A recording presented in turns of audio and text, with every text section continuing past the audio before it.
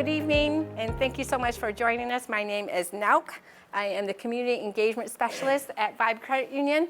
We have a branch right across the street, and we appreciate you being here with us tonight to talk about protecting your ID, your identity, and protecting your online accounts. A little bit of background about Vibe Credit Union. We've been in Michigan for over 86 years. We started way back in 1936 as telecom. The employees of the telecommunications industry, like Michigan Bell, Ameritech employees. And we've just evolved over the decades. In 2019, we merged with North Oakland County Credit Union on the north side, Clarkston, Oxford area. And now we have 15 branches, over 76,000 members, and over $1.4 billion to be able to help meet the financial needs of our members and our community partners. So our headquarters is in Novi, and we have Berkley, Oxford, Clarkston, South Lyon, Southfield. Canton is in Wayne County. Sterling Heights is in Macomb County. Hi, how are you? Come on in. And we're building another one next year, also in Sterling Heights, and so that will bring us to 16 branches.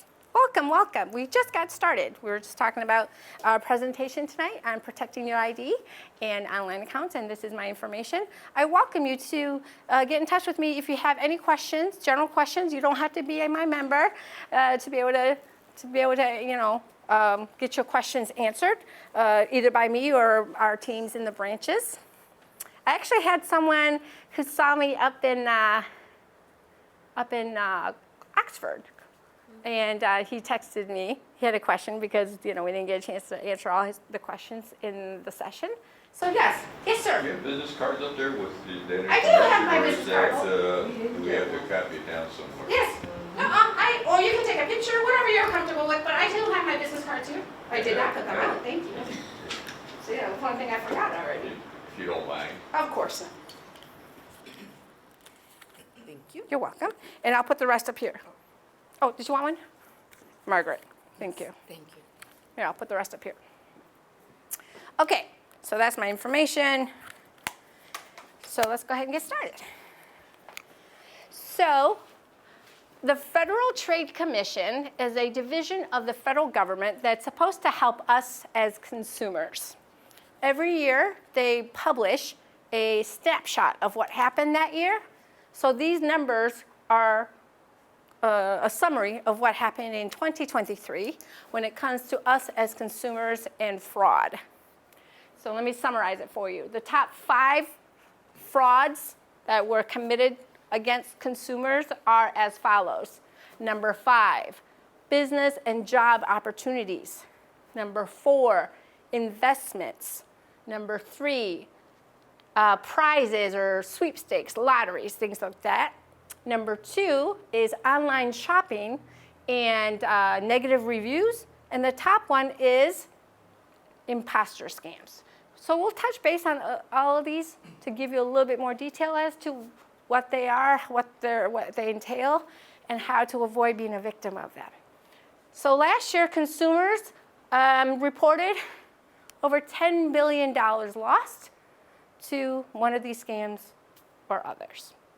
So this is why we feel this is so important to get this information out to as many people as possible. We don't charge for this service. So if you know of any other partners in our community that would like me to come and do this, please let me know, because I go to schools, I go to community centers, senior centers, living facilities, companies, anybody who wants to hear me talk about it. So that's what that is. So that's just a snapshot of what happened. So all this information is available on the Federal Trade Commission website, which was also who provided some of these handouts to you. So again, all this is available to you free of charge. Okay. So today we're going to talk about when you set up accounts, create emails, and usernames, passwords, what authentication is, protecting your physical personal devices, staying safe when you're interacting on social media, and avoiding those common scams that those top 5 scams. We'll go into a little bit more detail about them. We have some tips and resources for you, and then what to do if you are, unfortunately, become a victim. And then maybe we'll help you through the process. So I'm sure you recognize some of these logos. I mean, who doesn't shop on Amazon? It's very convenient. Oh, okay, great. I think that you are a rare breed, and that's great if that works for you. For some people, they find that it's very convenient to order things online and have it shipped to them. And some of these companies are so big, they make it easy and convenient for us to go on their site and whatever. But at the same time, the internet is so easy and convenient that you can copy and paste pretty much about anything and then turn around and, for your own devious purposes, make up something to try to deceive someone else. So be wary of, things that you get either by text or by email that claim they're from these well-known companies. And know what you're expecting, know what you're not expecting, so that you don't fall for the scams. And we'll go into a little bit more detail about that because it happens to the most unsuspecting consumer. And it doesn't matter how old you are. I was just talking to someone earlier today about my presentation tonight, and they said, well, it's mostly older people that get scammed. I'm like, no, not necessarily. Because if we don't talk about it to our youngsters, then they're not going to be aware. They're not going to be as vigilant. They're not going to be on guard about it. And so my 17-year-old son, I tell him, I'm like, I do these presentations all the time. You should probably sit in on one or two of them just to make sure that the messages are going through as well. So they don't care. These scammers don't care how old you are. They don't care the color of your skin. All they care about is your money, basically, right? And how to get it, how to scam you. So here are some red flags of things that might happen and how to recognize them and how to avoid them. So, I was just talking to Elwin, actually, when I went and picked up the scones today about our session tonight. And he says, oh, yeah, I get calls all the time pressuring me to do this and that. And they were telling me how, my business taxes weren't paid. And I needed to pay it, right now. And you could do it over the phone with me real quick. And he told me, he's like, it didn't feel right. I said, so what'd you do? He goes, I hung up, and I told him I'd call him back, and then I called my accountant. I said, good for you.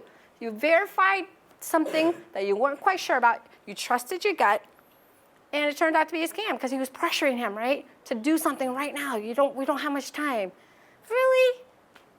If it's really that important, they'll either call you back, leave a message, or it can wait another day. Right? Nothing is that important that you need to make a decision right now. So that's got to be a red flag right there that they're trying to push you to do something right now. Okay? We have a warrant for your arrest, and I'm sure Detective Gothard will verify that if they had a warrant for your arrest, they wouldn't give you a heads up. No. They want it to be a surprise. So again, if it doesn't feel right, don't act on it. Call them back or whatever. If an offer sounds too good to be true, it is. For example, you could win the lottery. I don't know what the chances are, but what if you don't even play? Number one. So if you don't normally play, how would you miraculously win? And then number two, they claim, you can get your money, but you just got to send me back, to cover the administrative fees. And I'll go into that in a little bit. But second of all, if I want something, why do I got to pay you to get it? That doesn't sound right. The websites, on the URL line, the web line, there's a little picture of a lock on there. And that usually will tell you to the left of the line that it is a secured website. If that lock is not there, that website's been compromised by some manner, in some way, cloned or whatever, to make it look like a legitimate website. I would not trust clicking on it or using that website if you don't see that lock. You wouldn't believe it, but people give out their account names, account numbers, debit card numbers, PINs all the time without thinking that someone could, use it for their benefit. So I'm going to use an example. Oh yeah, and please don't send money to anyone you don't know personally or haven't even met in person. That's another way for them to try to scam you. I'd like to do a role play. Can someone help me with it? Who would like to? Sir, would you like to be my member, my Vibe member? Would you mind? You need somebody pretty dumb. No, you're not. And what's your name, sir? Ed, Ed, nice to meet you. Now, okay, so I'm going to call you from Vibe Credit Union, okay? Ed, hi, this is Nauk from Vibe Credit Union. How are you doing today? just fine. Good. I am so sorry to have to call you that we see some suspicious activity on your account. Could I please verify your account number so that we can look at it together? No. Good for you, Ed. You got a gold star. That is right. If I'm calling you from your financial institution, I should already have your information up on my screen. I shouldn't need to, no, that is correct. I shouldn't need your entire life story because I should already see it right there. Wouldn't believe how many people do that. Okay, I'm going to turn the tables. Please be my member calling me with the same thing. You know, you see some suspicious activity. Now, Mr. Ed, thank you so much for calling in. We appreciate you being our member, but may I verify a couple things to confirm that you are my member? Because, right, I can't see him over the phone. I can't see his ID over the phone. So, what should I ask him to verify that he is, in fact, my member? You would think. His name and birthday? That is very good as well. But what if he just got his wallet stolen? So someone would have his ID with his name and address, maybe even his debit card in that wallet. So we wouldn't ask for those things.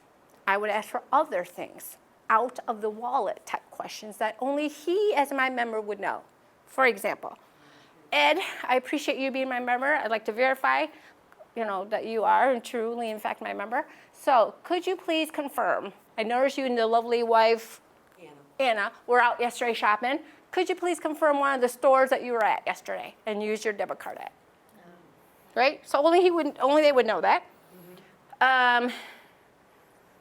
Then I could also ask, we appreciate you getting your direct deposit in here with us. Could you please confirm who it is that you get your direct deposit from? Who do we get it from every month or whatever, right? So only he would know that. So those are out of the wallet type questions. The pitfall is that sometimes people use social media to try to guess certain things about him that maybe no one else would know. So sometimes people would use other keywords as like a password or whatever. For example, on Facebook, there's always like these surveys that they put out. Get to know your neighbor and get to know your friend. Oh, what was your first pet's name? What was the first street that you lived on? Well, unbeknownst to you, however, that those could be the answers to the very same security questions that you create on accounts. Were you about to ask me something? Yeah, why are you calling him in the first place? Why am I calling him? Yes. Well, that's true. If it was a legitimate, suspicious activity, I would call him. Okay. And for him to call me, it would be maybe the same reason. Would it be something other than the use of a credit card? I know sometimes you get called by a credit card company because they're questioning the use of your credit card. Yes. Right. Yes. Good question. Good point. What is your name? Jessica. Jessica, nice to meet you. Because that's why I do not have a debit card that I use except for a phone. Because my very first debit card, Yes? before I did anything to authorize it, was used to purchase a camera in New York City. Of course it was. Because, you know. I hadn't even authorized You hadn't even like activated it? Okay. Nothing. That's a good point because some financial institutions use a third-party monitoring system, like fraud department, and Vibe is one of them. They are called Vulcan, I think. So it happened to me as an employee and as a member. What happened was I had made a big purchase for my house, like probably like a water heater or something on my credit card the week or two before. And then I had a spa day, so I was getting my hair done, right? So after I got my hair cut, I went to go use my credit card, and it was declined. They tried to call me, but I didn't recognize the number, and my phone was on vibrate, and so I didn't pick it up anyways. So my card was declined, and I was like, oh, that's really weird. I know I have limit. So I was like, okay, whatever. So then I went and got my nails done. Same thing happened, and by that time, I was suspicious.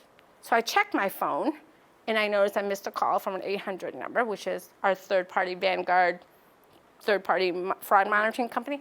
And they were trying to call me because this was outside of my normal type of activity. because remember I just made a big purchase like a week before. I bought an airline ticket or something like that. So I was using my credit card a lot. And then they tried to call me and I didn't pick up. So they stopped those transactions from going through. I had to pay for it with a different source, which was fine. So because I missed those 800 number calls, and it was on the weekend, no, it was on a weekday. I called our customer service, member service line. And so I was able to verify. They're like, yeah, they tried to call you. I'm like, oh, sorry. You know, and so yes, it does happen. But, you know, and there may be other reasons why we might be calling you as our member. But the point was is that I shouldn't have to ask you any of those of your vital You should already information. know that. Correct. And I shouldn't have to, yeah, and he shouldn't have to give me anything over the phone. Okay, so then we're going to talk about that. Don't give your cards or passwords. You won't even believe how many people keep their PIN number in their wallet with the debit card. Please don't do that. Please don't give out your PIN number to anyone. Please don't let anyone that's not on the account. Well, actually, Anna and Ed, if you're on the account together, you would have your own separate debit cards anyways. And our own PIN numbers. Correct. So you, so you shouldn't have to borrow each other's cards anyways, right? So please don't ever give out your card. Don't give a PIN number, account number, or anything like that. And then, you know, I always emphasize this with the minors is that whenever you do questionable transactions and it turns out to be fraud, you know, we have the right to not only call Detective Gothard, but to call the parent that's on the account with you, because, you know, that's not fraud if you're giving out information and if you're doing questionable things. I'm sorry, it's just going to reflect on you badly. And so the ABCs basically is about being alert, about being aware of things, and just confirming everything before you give away your information. Any questions before I move on? Yes, ma'am. A lot of times when you call these institutions, they say, enter your account number if you know it. So you go through all the trouble of punching in all these numbers, and then you get a live person to talk to, and they want you to tell them. Yeah, no, it's like, why did I put that in? Yes. So I can't vouch for all the different, you know, financial institutions that have those systems in place. I think that, I don't know why they do that, but I don't think that we do that. We wouldn't make you go through all that ring-a-ring and then have to repeat yourself to a human again. Were you about to say I something? was gonna say, if I got a call for like a band card or walk-in or whatever it was, I probably wouldn't respond to it. Yeah, me either. Because I don't know who they are. Yes, that's why I didn't pick it up, because it was an 800 number, and that's why I called my my customer service line directly. Yes, Yeah, yes. If I saw something, that call block, not call, but it's What- silent.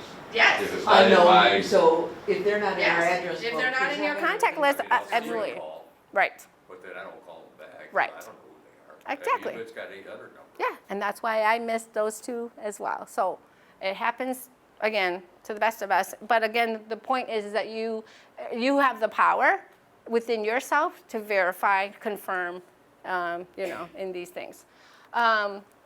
So when it comes to usernames and passwords, we always recommend making it difficult for someone else to figure out, easy for you to remember. Sometimes phrases are good instead of just maybe a one word. Phrases are good to be able to help you remember something. There's also these apps that you can help keep track of all your passwords, because I know that there's probably a lot that you have to keep track of. And one that we actually use at Vibe Credit Union for our employees is called Keeper. You can research it on your own if you feel you like to use them, but so far we haven't had any problems as employees to keep track of all of our passwords, because you're not supposed to write them down anywhere. And how can you keep it all in your head, right? But, and I mentioned this earlier, it's not fraud if you willingly gave your information away.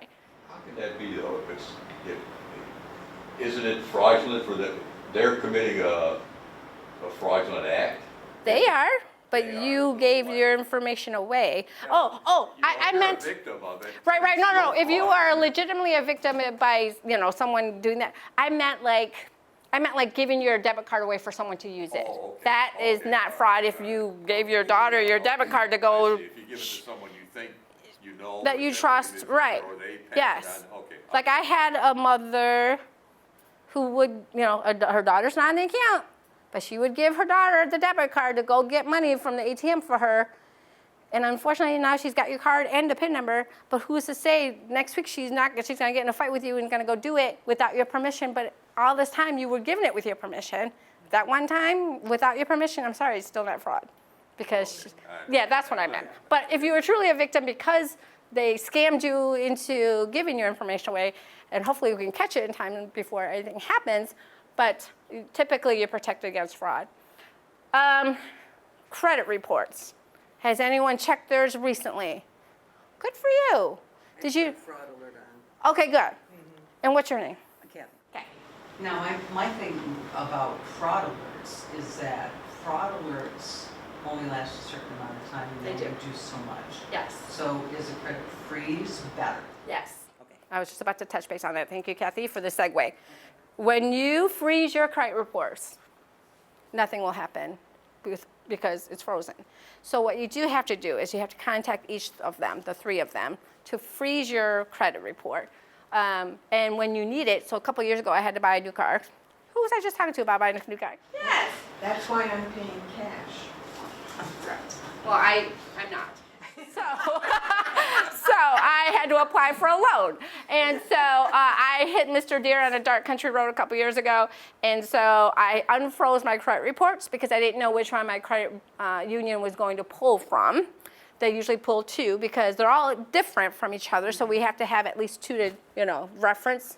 You can't just go by one and go, oh, they have an 800 credit score. No, And so I didn't know which one. So I unfroze them, three of them. And then I was approved, and then I froze them back up again. So freezing your credit report is free. You can unfreeze and freeze as many times as you need to for free. And as a consumer, actually, you can get a free credit report from each of them once a year. Just to double check. Yes, Kathy? Let me ask you, I don't do anything online as much as possible. So when you do a credit freeze, you have to talk to someone on the phone to do that. I did. And what are the instructions that they give you? Because I haven't had the guts to go ahead and just do a total freeze Yes. yet, but I'm going to. Yes. So you can do it a couple different ways. You can call, and then when you call, You call one company? Do you have no, to yeah, call all three, because they're independent of each other. Because I had been told that if you do a freeze, you have to call all three. Yes. Okay, but if you do a fraud alert, they'll do it for you with all the other companies. Possibly, yeah, because Fraud Alert is a independent company, whereas the credit bureaus are all independent of each other. But so I haven't done Fraud Alert, but because I just freeze them all. okay. Yeah. Don't let me interrupt. So yes, when I called them, I did have to give my social security number over the phone, which I was a little leery of. But I was like, well, I'm the one calling. I researched the number. I know the number because I verified it, and so I froze them, and then I got a confirmation letter in the mail. So yes. Fraud alerts, sometimes companies get hacked, compromised, and then they'll send you a letter saying that your information was potentially compromised. And it's unfortunate it happens because, again, these hacksters are so good. If only they could use their powers for good, right, instead of not for evil. But we, unfortunately, have the burden of trying to protect ourselves, right? So these companies are these big companies, Corewell Health, Target, whoever else who have been potentially hacked, they spend millions of dollars on security as well. I mean, unfortunately, these hacksters, sometimes they're so smart that they can get through. So when you get the letter, it says that you were potentially hacked, and they may offer you a free year subscription, and then it's up to you if you'd like to renew it at whatever cost. Yes, ma'am. What does that do if you freeze your credit? When you freeze your credit report, nothing will happen because it's frozen. Nobody can open a line of credit. Nobody can apply for anything under your social security number. Yes, but fraud alerts are not freezing it. Fraud alerts will just tell you if something's happened, because freezing it has got the gates locked up, right, on your credit report. But fraud alerts don't. Fraud alerts, the gates are still open, so if something happens, they'll just alert you, right? They'll alert you about somebody applying for something in your name. But freezes actually lock it before they can get through. Does that make sense? Yeah. Okay, yes, ma'am. And how long does the freeze last? Until you unfreeze it. You have to do that with a pen, right? You can set up a PIN, but I just called, and then they sent me a letter, and I can set up a PIN. But yes, the freeze will last until you unfreeze it. Just like I did with my car. I unfroze it so that I can get approved, then I froze it back up after I was approved. You can do that all at I once. was just thinking I did freeze my account a long time ago, but I don't have any problem with my credit report, I mean, using my credit card for anything. Yeah. Oh, it doesn't freeze your. It doesn't. Okay, I'm sorry. Maybe I need to clarify. Freezing your credit report does not inhibit you from using your credit cards. Freezing your credit reports only protects you from fraudsters trying to apply for something under your name and your social security number. So you are able to use your credit cards just as you normally would, even though your credit reports are frozen. Is that clear? It's only if I took a loan out or? Yes, something. only if you need to apply for something would I unfreeze. Would you unfreeze your credit report so that the lender could pull your report to see if you were approved? Correct. So let me clarify. Freezing your credit report doesn't stop you from being able to use your credit cards. Yes, good point. Thank you. I'm sorry. Somebody else. Right, just prevents anyone else from trying to open something under your name and your social security number. And what's your name? Yeah, I get it. Okay, thank you. Okay. All right, so those security questions, sometimes it's fun to answer, but please don't fall for it, because, yeah. Okay, two-factor authentication. So sometimes I work from home, and my IT department has set up this authentication program on my computer that if when I log on to our virtual private network to jump onto Vibe's internal systems, I have to enter a code. The system will send me a message either to my phone, because Vibe needs to know my personal phone number, right? So it sends it to my phone, a code that I need to punch in.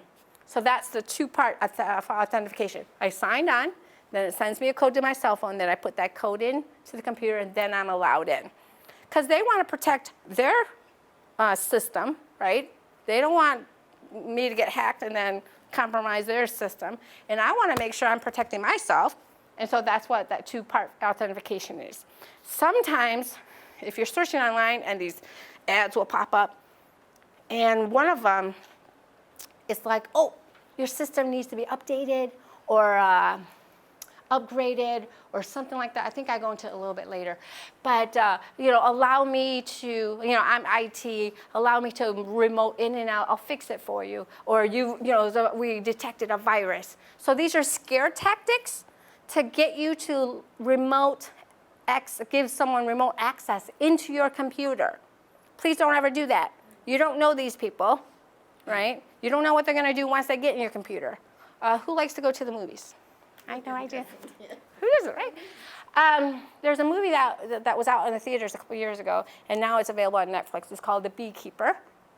Jonathan Statham. Have you ever heard of him? He's an martial artist, action star. I've heard of the movie. Yes, Beekeeper. It's a really good one because it really talks about fraud in this day and age and how easily someone can manipulate you. So I'm not going to give the whole movie away, but Jason's. The movie is out there in the DVD. Oh, it is? Yeah, and it's also on Netflix. I've seen it there. Yes. So if you know Jonathan Statham, you know that he's an action star, so he's going to go around kicking butt throughout the whole movie, and he does. But the premise of the story is somebody gets hacked. Somebody he knows gets hacked and gets taken for a lot of money. So what are the chances of him actually finding these perpetrators? Because they could be in the city next to us, they could be in the state next to us, or they could be in a country far, far away from here. I don't know what the chances of, Detective Gothard and his amazing blue men and women here in Berkley to be able to find them. But, this movie just really makes it come to light that this happens in this day and age. So watch it. It's interesting. Did you have something to add to it? Okay. Oh, no. Okay.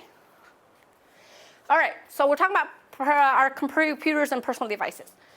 So again, when I'm working remote, I've got my desk area, so I don't need to tie it up or anything. But when I'm out and about, if I'm maybe in between appointments and I have to stop by at a Starbucks and check my email or whatever, I wouldn't leave my computer completely open with all my apps and systems open and walk away and go to the restroom, right? Unattended. No. I would, first of all, I would use my own hotspot on my phone, not somebody else's Wi-Fi. So if you're going to use somebody else's Wi-Fi, please don't check your bank accounts with it. Don't check anything personal while you're doing that, because there are systems out there that fraudsters use to walk by or whatever, and they can pick up your signal, and then they can view your accounts on their computers or on their phones. So they catch they catch it. So again, sure, use somebody's Wi-Fi to check your Facebook or whatever, but I wouldn't use it to, check your personal information. You can do that with your charge cards. They sometimes. can, yes. So I keep mine in a special container. Yes, I have one too. So it's got a special, RFID. yep.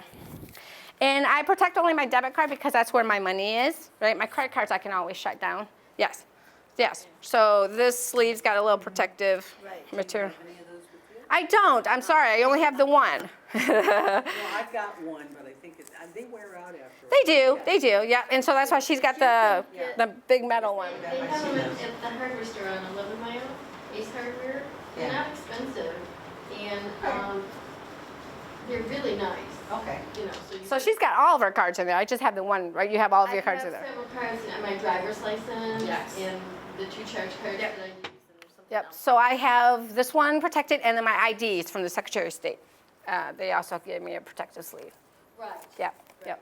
So And then you can use the old ones when you get a new yes, you could totally could try to erase them. But my point is to try to, they sell like the locks. So you can lock your computer to the leg of the table, or maybe be with a friend and have them sit at the table. Like my son, before he got his driver's license, he would ride his bike with his friends down to the local Dairy Queen. And I said, did you, make sure you bring your lock? He's like, oh, Mom, we're just going to be inside. I'm like, no, dear, because it's just like leaving your, cash on the sidewalk. Are you going to do that? You're going to let someone steal your $300 bike? And then you're going to be ending up walking home, and then guess what? You're out of luck. I said, the lock is there for a reason. It's a deterrent, okay? So just lock it up. I mean, even if you're going to be inside and you sit right there by the window, by the time you run around to the door, they're going to be gone with it. So, and then on your phone, you can have, the password, keypad, the password, safeguard your face, whatever, fingerprint, whatever it is to protect access to your devices. Please use them because, again, it's a deterrent, one less thing they got to try to do to get to your information. Okay, presenting yourself online. We talked about how online is very prevalent now. It's convenient, to be able to stay in touch with family and friends who live far away, order something online and have it shipped to you so you don't have to leave the house. All very convenient. However, there are safeguards that you do need to take when you're doing that. So there are malicious community members out there. You don't know who you can trust as your neighbor or your friend or friend of a friend of a friend on a Facebook, right? And so, back in the day, you could post your entire life on Facebook, but then, you're on vacation and then your house is going to get broken into because somebody saw that you were on vacation. I usually don't post anything until after the fact. They didn't need to know what I had for breakfast yesterday. They didn't need to know that I went on vacation with my son last week. They don't need to know that until it's done, right? And sometimes they just don't need to know certain things. Social media red flags, including filling out those surveys, just posting too much information. And I always remind our youngsters, once you post it, it's out there forever. So be careful of what you decide to post. Some youngsters use this to cyberbully. I mean, back in the day, we had bullying. Sure, we survived it somehow. But man, cyberbullying on a whole nother level. And unfortunately, these kids feel they can't talk to their parents. They can't talk to their peers about the pressures that they feel. And sometimes they take their own lives because they don't feel that there's an out, that they're backed up into a corner because they posted a picture that they shouldn't have posted, or they get bullied so badly that they can't, they don't have anyone to go to talk it out. And it's unfortunate. We hear about it all the time. And, being catfish is another thing. So does everyone know what catfish means? Catfish means to pretend to be somebody that you're not. And you hear it all the time on dating websites, imposter scams. Remember we talked about the number one scam? Number one is an imposter scam. Me calling you, pretending to be from Vibe Credit Union. I could even buy a device, Ed, that says the number's coming from Vibe Credit Union when in fact it's not. So imposter scams, catfishing means I'm just gonna, pull at your heartstrings and whisper sweet nothings to you on Messenger and by text. But all I'm after, I'm sorry, all I'm after is your money. And people fall for it. You had asked earlier that if we get suspicious about your financial transactions if we say something to you. If your financial institution doesn't ask you, they should, because we ask all the time. For example, if you're coming in and getting withdrawals for $6,000, $7,000 once a week or whatever, buying gift cards for $800, $500, that's a little suspicious to us. I know someone who, Yes. and because she took the money out herself, the bank can't do anything about it. But at least did they ask her? They didn't.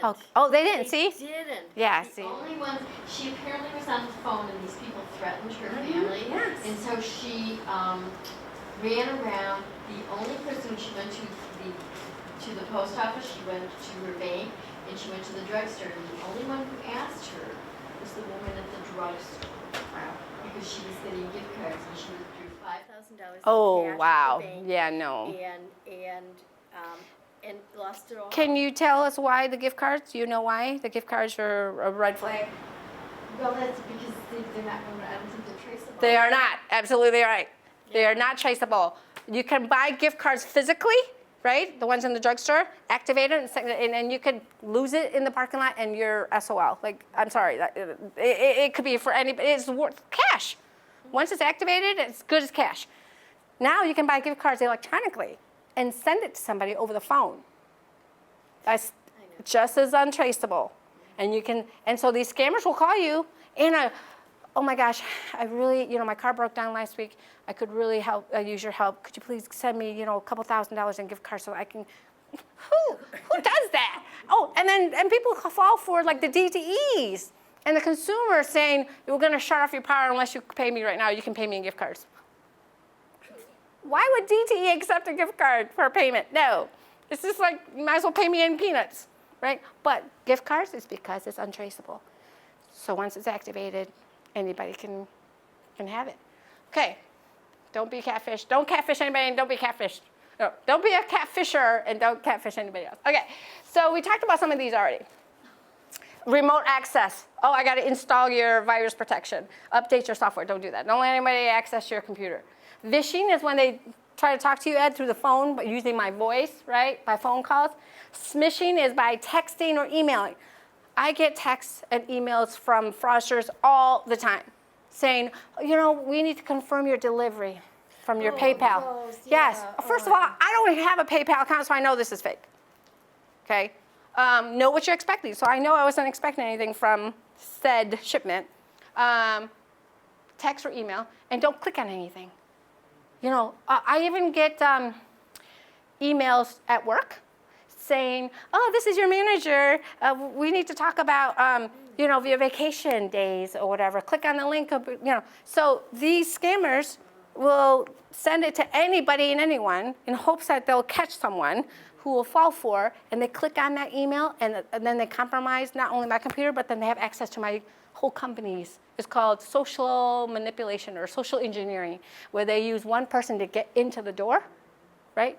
So for example, if this, the door to the library, if it was a secured building, and you have a fob to get in, right? They tell you all the time, don't let anybody else in unless they have their own fob, or unless you know them, that they work with you. Or even then, what if they just got let go yesterday? You don't know.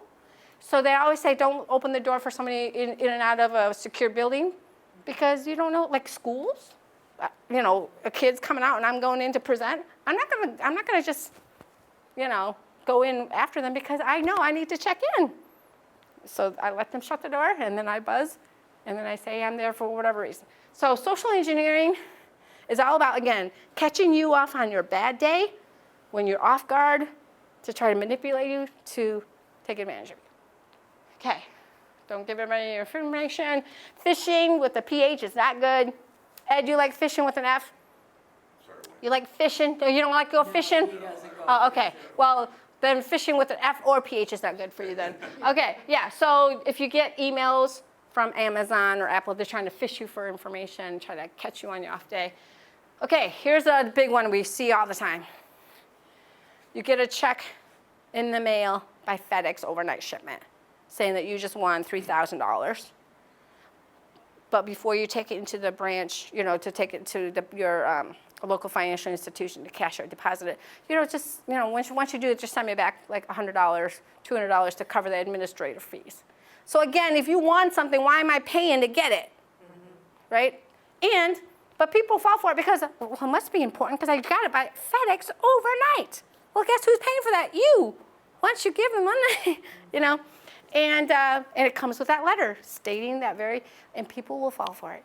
So please, anytime you get a check in the mail, especially one that is accompanied by a letter asking you to send money back, take it to your bank, your financial institution, the credit union, take it to us, and we will look it over. Most likely, it is fraud. Because once you deposit that check, you're on the hook for that whole thing, and then you sent him back $200 by gift card or by wire transfer, right? Okay. Nothing is free, is it? No, absolutely not. Okay, so let's go over what we learned. Is that a good password? Now 1, 2, 3. No, it's almost as bad as password itself, right? Card cracking. I was just telling my son about this the other day. So I'm on the account with my son. He's the owner. I'm his parent.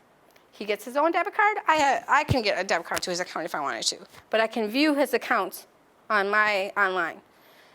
Card cracking is when somebody who's not on the account uses his debit card and PIN number to transact. So let's say his buddy Evan says, hey, Kingston, I just got a new job, but I don't have my own account yet, so can I use your debit card to put it into the ATM? And then, I'll give you $50, and then I'll take the rest, I'll take mine out. So if he was silly enough to think that this was legitimate, he gave him his debit card with the PIN, goes to the ATM, deposits that $500 check. All ATMs will give you a courtesy cash back immediately. It's courtesy. So what if he deposited a check for $500 with the PIN number, took out $200? But by the time that check is reviewed by a human being at Vibe Credit Union, that could take a few days to get returned. And once it gets returned, who's responsible for that check? My son and I. Because they're going to say, this Evan kid's on this check. He's not on this account. But the thing is, my son gave him his debit card and his PIN number, so it's not fraud.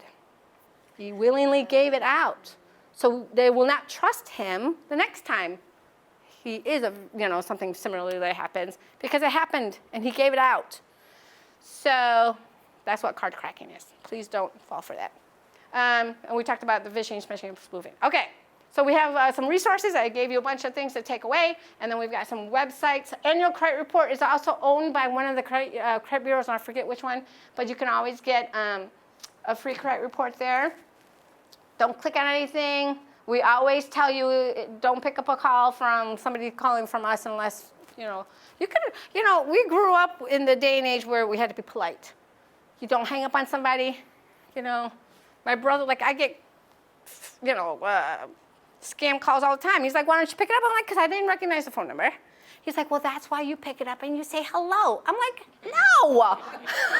This is not the 1970s, okay?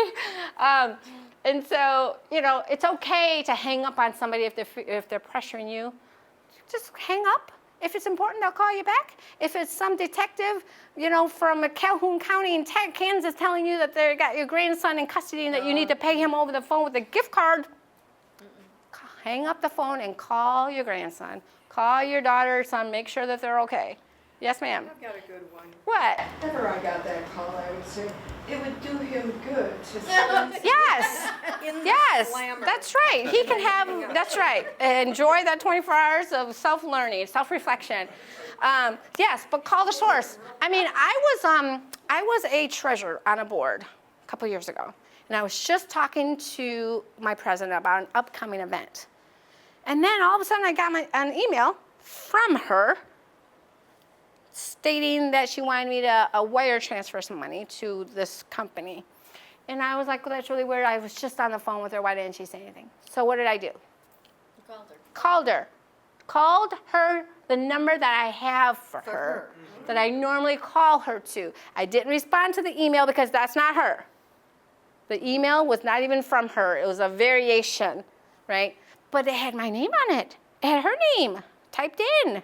So what happened was when I called her, I said, what's up with this email? She said, I don't know what you're talking about. I said, well, I'm sorry to have to tell you, your email's been compromised, you might want to call all your friends and tell them and delete this account. Just don't even use this account anymore. And then let all your friends and family know that, that you're compromised. So it happens. But you just have to be a little, just take a minute to be vigilant about it. You don't have to click on anything right away. You don't gotta, Okay, so that's that. So my workplace cyber team is a resource. Federal Trade Commission. So you have some information from them if you need to.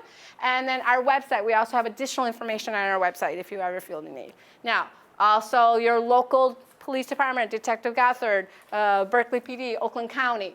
So if you become a victim, these are the things that you need to do. Again, is it suspicious? Is it fraudulent? What was compromised? Was it your debit card or was it the entire account number? We need to know. What was the transaction? Could we stop it? If it was a wire transfer, most likely not. But if it was a debit card or credit card transaction, you're protected by the credit card company, the bank, against fraud, and try to, or if you gave out your credit card number to this company, then we need to shut down that card number and get you a new card, right? So we just have to get as much detail from you as possible, report it to your financial institution, go to Detective Gothard and fill out a police report, and close out that account or whatever, and that is what you need to do. Any questions before I turn it over to our lovely detective? Now did a good job of covering stuff. I'm going to cover a couple extra things, and then we'll get you guys out of here. So my name is Brian Gothard. I'm a detective with the city of Berkeley. I've been a detective for just over a year and a half. I've been with the department for 9 years and 8 as a police officer. So I actually made copies of this. Everybody was asking about it. So I took a class not that long ago, and we had a Novi police officer who was assigned to the Secret Service task force. And everybody talks about the 3 credit bureaus. He actually says there's 4, and you want to make sure that you do a credit freeze with all 4. I've done it for me, I've done it for my wife, I've done it for my kids, my mother-in-law. Again, you can freeze your credit. It doesn't affect your credit record whatsoever. And like with the PayPal account, nobody can get in and use your name, your social security number to open any accounts with that. I actually made copies of this, so I'll have them available for you guys after so you can take them. So it has the numbers. No, you don't have to write it down. No. I knew this was important. I'm like, stop. I never heard of it. Yeah. Yeah, so Novus was the one that he talked about. And again, most of the stuff that we deal with in Berkeley, believe it or not, is identity theft and fraud crimes. I mean, that's really what we do the most of.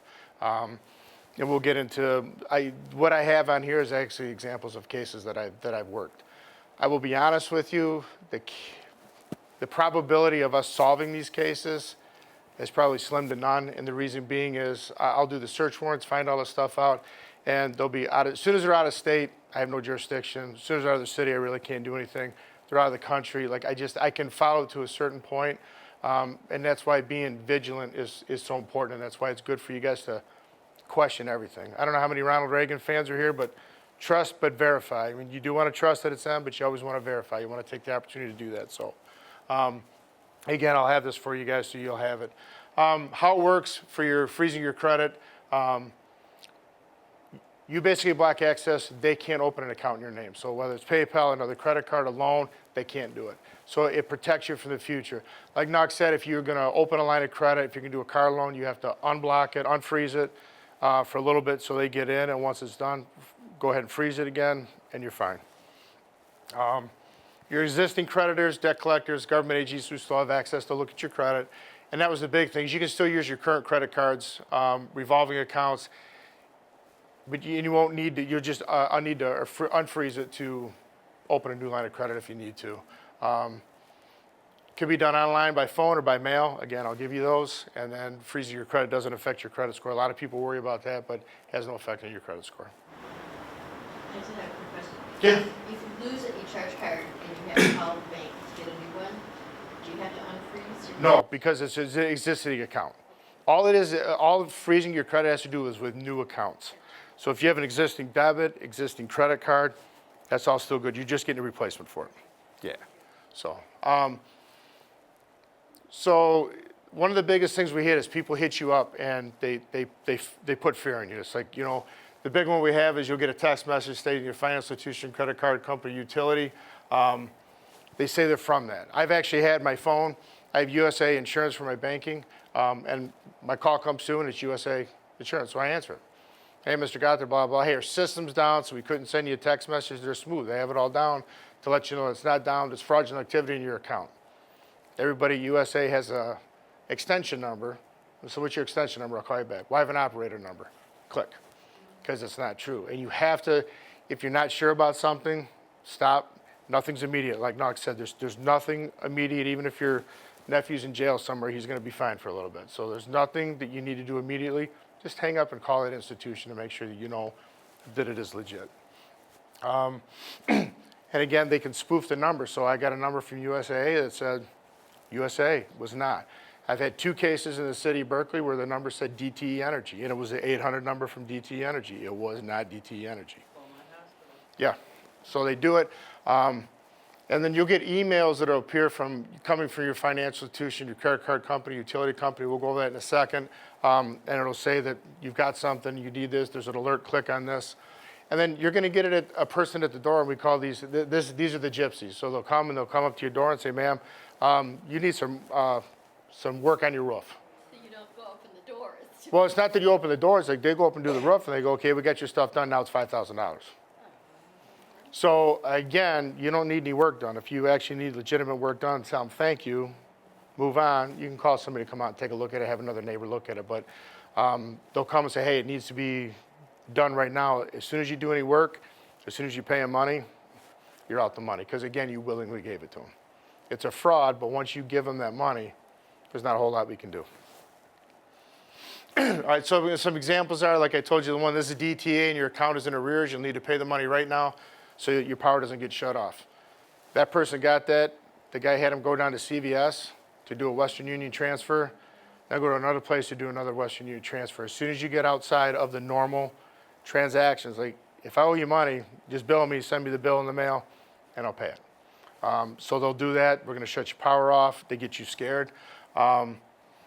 These are the ones that we get a lot of. I mean, how many in here want to be, aligned with child pornography? Nobody does. So you get that. You're like, well, wait a second. I don't want anything to do with that. They'll figure, say, okay, your account's been, we're going to need you to do is we're going to need you to transfer some money out of your checking account into this account, and then we'll transfer the money back after we get it all set. You move all your money over, and money never gets moved back. So again, they're going to try to prey on your fears. They're going to try to catch you off guard. As soon as you hear something like that, again, is it an immediate issue? No. So this is Vibe Credit Union. We're investigating fraudulent activity in your Amazon account. Anybody that uses Amazon, they've gotten those. It's just like, stop, go to your Amazon account. You have time to get on the computer and go, nope, I don't have any fraudulent activity. It's just little things that they do. Like they'll just assume that somebody has an Amazon account or have something else. They'll ask you about it, and then it catches you off guard. So again, stop what you're doing, go to your account, look at your account on your own. Doc talked about this one. You have a package being delivered, we need to confirm your address. No, you don't. Yeah. And When he's saying that I have a package tied up in Quebec. Yeah, Yeah, customs, he I said had one that said it's tied up in customs and we need your address Yeah, or something like that. But they have your phone But number they to got your send, phone number and to your send name. you Right. a text. But Yeah, apparently, it's they're not smart enough to figure out what your address is. Yeah, So- but they know what your address is. They do. And my mother-in-law, she's got dementia. We have her in memory care now, and she had it twice with a computer scammer. She got the thing on the computer that says your computer's been hacked. Call this number. They remoted in. They did all the other stuff. They didn't get any money out of it, but it's scary. Again, they prey on you to do that stuff. So, and again, we talked about somebody at the front door, the little gypsy scam. They'll come up and you're by yourself. You get cut off guard. Say, nope, I'm okay right now. Close the door, go into your house, and call us, and we'll come out. Open the door to begin with. No. But if you get that far, in your you're. driveway, Yeah. if out you in your garden, yes. That's If- right, if- well, if there's that's- no parks in your driveway, it's right. Anybody that stops by the house, if you're not sure about it, that's what we're here for. That's right. Calls. Let me ask a question Yeah. about legitimate businesses who send their employees up and down the street to solicit business. Is there a solicitation? Yes, they have to have, there's a solicitation ordinance, they actually have a license. They have to have a license to do that. Do it. They can do it, but they have to have, They have to have a tag or correct. something? Yep. Okay. Do they have to have like an ID tag or where? Typically they do, they'll have something, they'll have like the city, like their license number on there, but yeah, each agent, each company has to have, and we've had it where they're going out and doing it, so you guys gotta go. So they don't have it, but yeah, to do that legitimately, they have to have a city vendor, they have to have a Well, solicitation one time license. someone came up to me and started asking me questions about my neighbors and stuff. I'm like, get away, man. I don't know who you are. absolutely. And again, call us, and call us for a couple reasons. One, if it doesn't seem legitimate, let's say she gets taken and she's your neighbor. Well, if you called and we went out and we talked to the guy, we've identified that person, we've got a license plate number, and we've got a vehicle description. If you don't call, I've got nothing to investigate. If somebody comes up and you give them money to do it and go out and I don't have anything to, like, I have to have something. I've got to have an ID. If I have a license plate, I can dig with that and I can do stuff with it, but I have to have something tangible that I can start looking at. So if I got nothing, so that's why you're doing it to protect the other people. If it doesn't feel right, call us. We'll come out and talk to them. We have a legitimate right to investigate it. You're a suspicious person. We can ID them. It goes in the system. We had a contact with them. And then if they are legit, it's not a big deal. But if it's not, now we can look back and say, wait a second, this person was stopped in this city. This person was stopped in this city.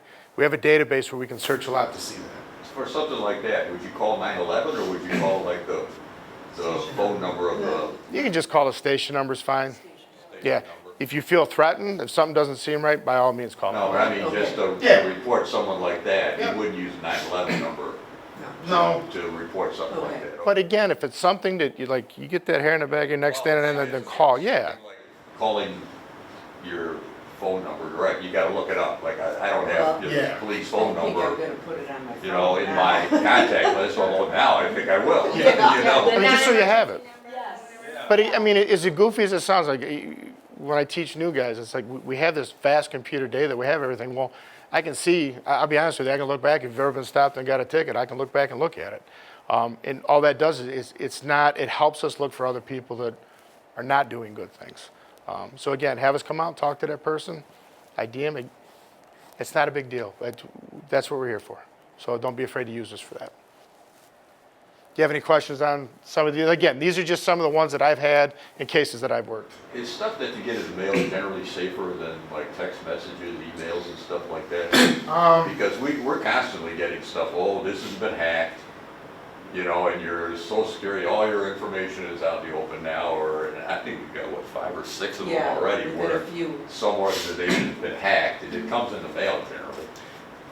And Is that generally legit? Yeah, sometimes those are because it was like, I think Corwell was one that got hacked, some other ones. So they're sending that, and it'll say, hey, you get free credit reporting for like a year or stuff. So you got to kind of see what the agency was that, you know, that was hacked supposedly, and do you have an account there? I got one from Medicare, CMS, saying that my Medicare number was, whatever, hacked or gotten into.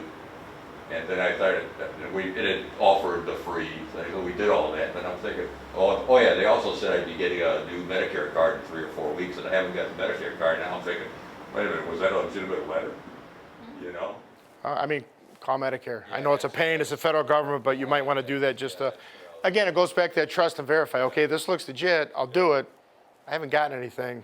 That might be worth the phone I call. said, the envelope looked legit, and all the information on the inside looked legit. I've had one where the guy wanted to publish a clearinghouse, and, you know, they had to send him money for the paperwork and all that stuff. It's like, Well, I got one for a publisher clearinghouse too, but I didn't even enter the context Right. of it, Exactly. and I won something. again, if it's too good to be true, it's probably too good to be true.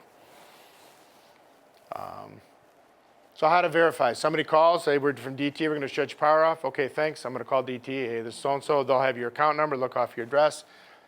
There's nothing that's emergent. There's nothing. We haven't really even got in with like the artificial intelligence, the AI stuff. They can start cloning voices. I mean, it might sound like your son. It might sound like your daughter. As much as that tears at your heartstrings, hang up, call them back. I mean, I know where my girls are at. I got to find my iPhone. They're 19 and 22, but I still know. You know, it's those things you just kind of want to hang up, call them back. Always verify. Look at the email address. So this is something that we talked about. You'll see in your email header what it'll say, it's from DTE Energy. But then when you click on it, look at the address, it'll say billybobsue@gmail. Well, it's not DTE Energy. Anybody can put in what their name is and send you an email. And I've gotten a lot of those. My mother-in-law got those where it says it's from somebody, but then when you look at it, it's not from the agency. And is it something everybody's going to stop and look at? No. But if you know how to do that, it's just another step to verify that that person, all you have to do, I think, is hover your cursor over. I'll be honest with you guys, I'm 56 years old. I'm not young, I'm not that far from you guys, and I still want to talk to somebody on the phone. And I think it's very hard for, like I said, I'm early Generation X, but like for the baby boomers, you're used to talking to somebody. You're used to that customer service and personalization. And I don't think, like Vibe Credit Union's smaller, they're more customer service oriented, but the other places, they don't really take that into effect. That like, we'll just use our app. It's like, I don't want to use your app. I want to talk to somebody. I want somebody to walk me through that. And there's that little bit of gap where you got to go through the phone tree, and I think it takes time, but don't be afraid to do that and talk to somebody, because if that's what you want, I don't really want to use an app. I don't trust apps. I don't trust email. Sometimes I just want to call and talk to somebody. Everybody has a number. It's just a matter of doing the patience, hitting 0 enough to get to the operator to get where you go. So. Most businesses don't want you to call. Right, they don't have the Saying about staff. that, Yeah, they don't want you to call. They want you to use called their when I was chat doing or the PayPal thing. robots or whatever. I looked up a number, I Googled the number, and that was 6 years ago that I did that. And there were so many numbers Yeah. that you could contact to talk to customer service that I didn't know which one of those was the one I should be calling. And I called at 10 o'clock at night, and I was panicked, and I didn't do anything about it. But the guy who picked up the phone immediately didn't say customer service or anything, but he wanted to know what my social security number was. Oh, yeah. He said, well, I can't process this unless I have this information. I said, I'm not giving you that. I know you can't process it. You are correct. Trying to find a legitimate address for PayPal. Yes. And a legitimate phone number for PayPal was a real major pain. Yes. Because there's so many of them. Right.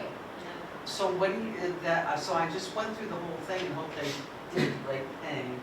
And Well, like Knox said, if you go to PayPal and you get the HTTPS, the secure one, then you'll kind of know that it's actually PayPal. You're right. I mean, you can search it a bunch of different things, and however people set up, the hackers, the criminals will set up the search engines where their stuff will come up first, and it's really not PayPal.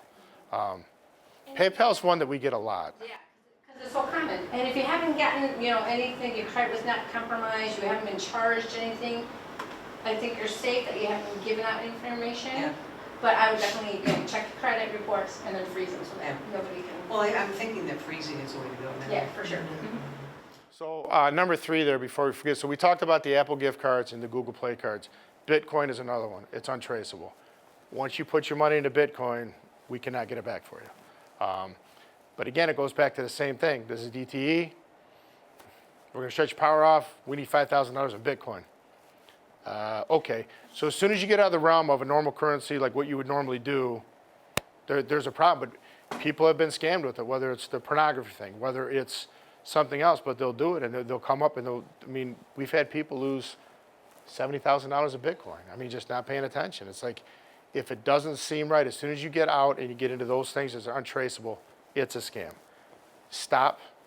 Call us at the police department. They'll probably transfer you up to the detective bureau. If you have a question on it, hey, it's this, this, and this. They're asking for Bitcoin. Yep, it's a scam. Walk away from it. Again, that's what we're here for. Call a station. Again, you'll probably get transferred to me. I'd be more than happy to answer the question for you.